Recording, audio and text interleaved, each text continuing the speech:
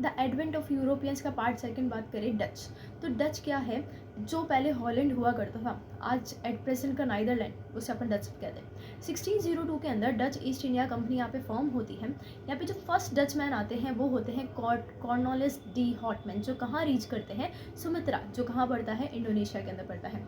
अब ये क्या चाहते थे, ये अपनी सिर्फ ये कमर्शियल पर्पज से यहाँ पे आए थे, ये अपनी मोनोपोली सेटअप करना चाहते थे स्पाइस ट्रेड के अंदर, ठीक है। सेकेंडली अपन बात करें कि इनकी फर्स्ट फैक्ट्री कहाँ सेटअप हुई थी, तो वो सेटअप हुई थी मसूलीपट्टनम इन 1605। ओके, अब यहाँ पे क्या होता है, इनका जो डच कंपनी है वो कैसे फॉर्म होती है, through the come charter parliament of Dutch, जो है कंपनी जो इनकी फॉर्म होती है चार्टर ऑफ डच पार्लियामेंट के थ्रू बनती है, the Dutch east India company के थ्रू यहाँ पे फॉर्म हो जाती है। आफ्टर दैट अपन बात करें, इनके बीच में जो एक वॉर होता है, बैदरा वॉर, जो किसके बीच में होता है, इंग्लिश एंड डच के बीच में होता है, जिसमें बहुत बुरी तरीके से जो डच होते हैं वो हार जाते हैं, ठीक है।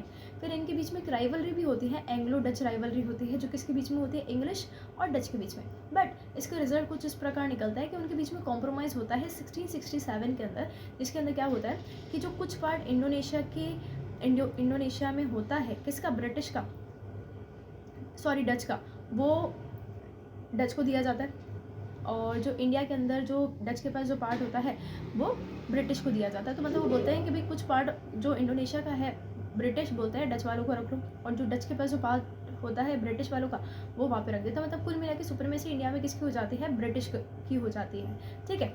यहाँ पे मेन सेंटर होता है पुलिकट, टिल 1690 तक यहाँ पे मेन सेंटर कौन सा है, पुलिकट होता है। आफ्टर दैट नेगापट्टम जो होता है वो यहाँ का मेन सेंटर बन जाता है, और यहाँ पे कुछ इंपॉर्टेंट पॉइंट्स यही होते हैं जो कवर हो जाते हैं पूरे।